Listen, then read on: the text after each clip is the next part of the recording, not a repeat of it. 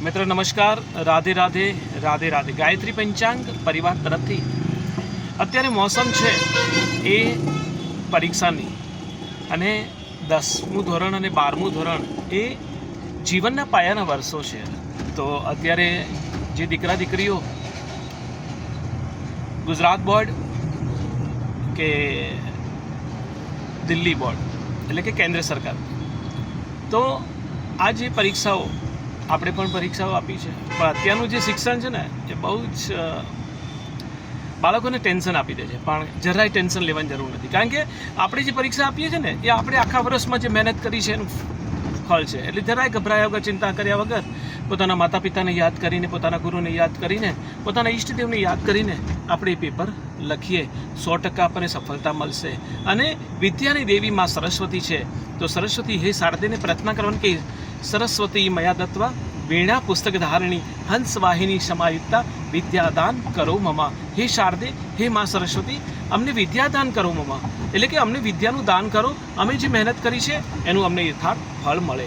અને અત્યારે જે સિસ્ટમ છે બધાને સારી લાગતી હશે કે એકબીજાના ઘરે જઈને ઓલ ધ બેસ્ટ, એટલે કે બેસ્ટ વિશિસ, એટલે કે એમને આપણે મળવા જવું. અને મળવા જઈએ એટલે સાથે સાથે ચોકલેટ, પેન. અત્યારે પણ શાસ્ત્રોમાં આ બધું ક્યાંય છે નહીં, કારણ કે આપણે જ્યારે જઈએ છીએ ને ત્યારે એ પરિવાર ડિસ્ટર્બ થાય છે, બાળક ડિસ્ટર્બ થાય છે.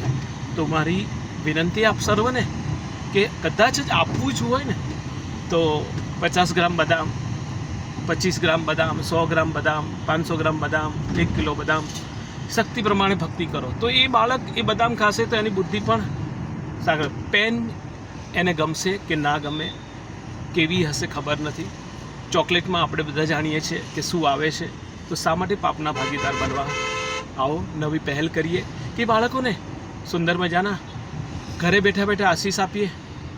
અથવા તો જે સમાજનું એક બંધારણ હોય, મંડળ હોય, તો એક એવો દિવસ રાખો કે જેથી બધા ભેગા થઈને એક જ જગ્યાએ એમનું પૂજન કરે અને એમને સારી રીતે આશીર્વચન આપી શકે. કારણ કે પેનો અને ચોકલેટથી એ પરિવાર પણ ડિસ્ટર્બ થાય છે, બાળક પણ ડિસ્ટર્બ થાય છે. આ સિસ્ટમને થોડીક આપણે બદલવી જોઈએ એવું મારો અભિપ્રાય છે. અને કદાચ જવું જ હોય, આશીર્વાદ આપવા જ હોય, તો મેં કીધું એ પ્રમાણે બદામ છે, એક કંઈક એવી વસ્તુ કે જીવનમાં એમને ઉપયોગી થાય. તો આ વિનંતી સાથે તમામ પુનઃ ગાયત્રી પંચાંગ વતી તમામ દીકરા દીકરીઓને બોર્ડની એક્ઝામની શુભ મંગલ કામના. તમારું જે પેપર છે એ બહુ સારી રીતે મનથી વિચારીને લખજો. માં શારદે, માં સરસ્વતીને યાદ કરીને આપણે પેપર લખજો, તો અચૂક તમે એમાં તમારી મહેનત પ્રમાણે ઉગરી જશો. જય શ્રી કૃષ્ણ. રાધે રાધે રાધે રાધે.